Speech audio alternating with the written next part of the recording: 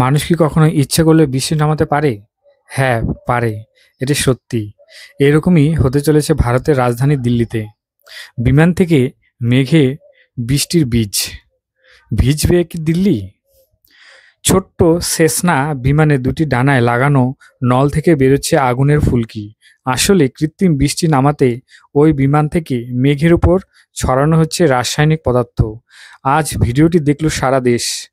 দূষণ কমাতে কৃত্রিম বৃষ্টি নামানোর লক্ষ্য দিল্লির আকাশে আজ এভাবেই দুদফা ক্লাইড সিডিং পরীক্ষামূলক প্রয়োগ হয়েছে বলে জানিয়েছে দিল্লির পরিবেশমন্ত্রী মনজিন্দর সিং সিরসা। কানপুর আইআইটির সহায়তায় কিভাবে এই কর্মকাণ্ড চলবে তাও এক মহড়া হয়েছিল গত বৃহস্পতিবার। এদিন বিমানটি থেকে দিল্লির বুরারি এলাকায় মেঘের অল্প পরিমাণে সিলভার আয়োডাইড ও সোডিয়াম ক্লোরাইডের মতো পদার্থ ছড়ানো হয়েছিল। আজ জাতীয় রাজধানী অঞ্চলের ভিতরে ও বাইরে এলাকায় ২ দফায় ক্লাউড সিডিং করা হয়। সিরসা বলেন, মিরাট, খোকরা, বুরারি, উত্তর করল বাগ থেকে ময়ূর বিহার এলাকা জুড়ে এই প্রক্রিয়া চলবে।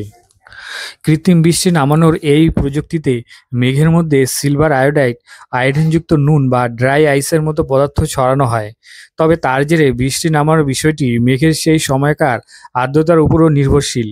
সিরসা নিজেই জানান, আজ দিল্লির মেঘের আর্দ্রতা ছিল ১৫-২০%। তাতে কৃত্রিম বৃষ্টি নামার সম্ভাবনা কম বলেই বিশেষজ্ঞদের একাংশ জানিয়ে দিয়েছিলেন। মঙ্গলবার রাত ৮:৩০টায় এই প্রতিবেদন লেখার সময়ও বৃষ্টি নামেনি রাজধানীতে। গত সপ্তাহে উড়ানের মহড়ার সময় দিল্লির মুখ্যমন্ত্রী রেখা গুপ্ত জানিয়েছিলেন, আজ থেকে দিল্লির মেঘ জমার পূর্বাভাস রয়েছে। পরিস্থিতি অনুকূল থাকলে কাল অর্থাৎ ২৯ অক্টোবর প্রথমবার কৃত্রিম বৃষ্টি নামবে। যদিও আম আদমি পার্টির নেতা সৌরভ ভরদ্বাজ কটাক্ষ করে বলেছেন, স্বাভাবিক বৃষ্টি নামলেও দিল্লি সরকার এখন থেকে কৃতিত্ব নেওয়ার চেষ্টা করবে, কারণ এতে অনেক টাকা ঢালা হয়েছে। বস্তুত কৃত্রিম বৃষ্টি নামানোর পরীক্ষা চালানোর জন্য কানপুর আইআইটির সঙ্গে ৩.২১ কোটি টাকার সমঝোতাপত্র স্বাক্ষর করেছে দিল্লি সরকার। আজ রাতে সৌরভ জাতীয় আবহাওয়া দপ্তরের একটি সরণি এক্স হ্যান্ডেলে পোস্ট করেন। তাতে দেখা যাচ্ছে, এদিন সকাল ৮টা থেকে বিকাল ৫টা পর্যন্ত জাতীয় রাজধানী অঞ্চলে বৃষ্টিপাতের পরিমাণ শূন্য। সৌরভ লিখেছেন, মিথ্যে কথায় প্রভাবিত হবেন না, জনতার টাকা নষ্ট করা হয়েছে। দিল্লিতে কোনো বৃষ্টি হয়নি।